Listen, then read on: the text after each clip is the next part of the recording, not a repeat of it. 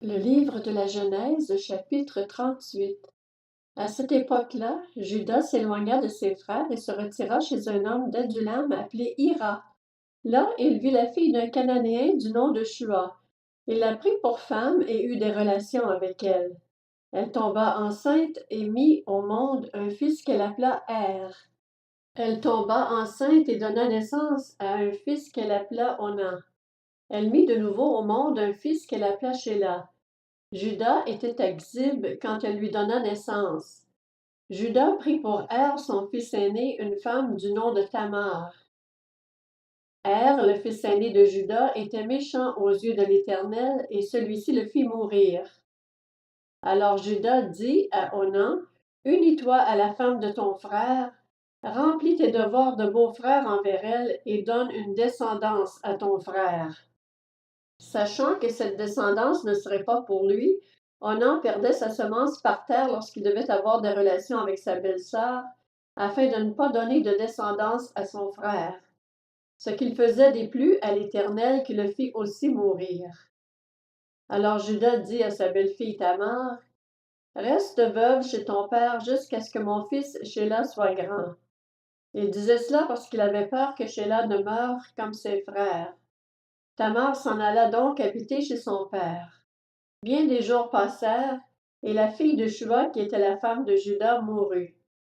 Une fois consolé, Juda monta à Timna vers ceux qui tondaient ses brebis. Il y monta avec son ami Hira l'Adulamite.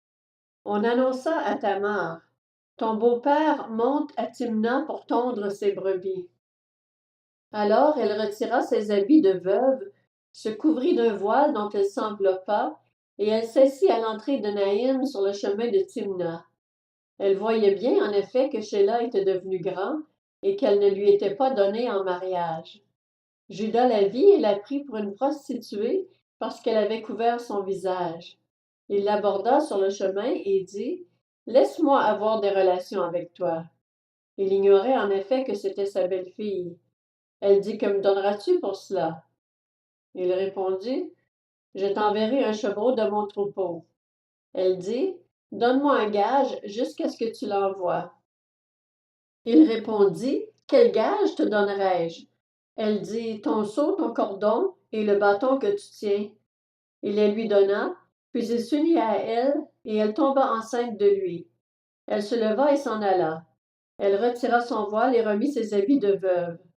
Juda envoya le chevreau par l'intermédiaire de son ami l'Adulamite pour reprendre le gage à la femme, mais celui-ci ne la trouva pas.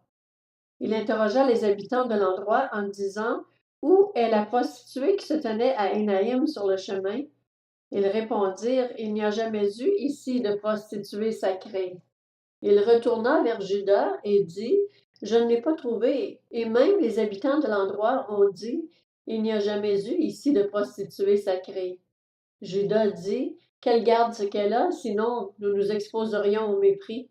J'ai envoyé ce chevreau et tu ne l'as pas trouvé. » Environ 3 mois plus tard, on vint annoncer à Juda, « Ta belle-fille Tamar s'est prostituée, et la voilà même enceinte à la suite de sa prostitution. » Juda dit, « Faites-la sortir, et qu'elle soit brûlée. » Comme on l'amenait dehors, elle fit dire à son beau-père, « C'est de l'homme à qui ces objets appartiennent que je suis enceinte. » Elle ajouta, « Reconnais donc à qui appartiennent ce seau, ce cordon et ce bâton. » Juda les reconnut et dit, « Elle est moins coupable que moi puisque je ne l'ai pas donnée à mon fils Shéla. » Cependant, il n'eut plus de relations sexuelles avec elle.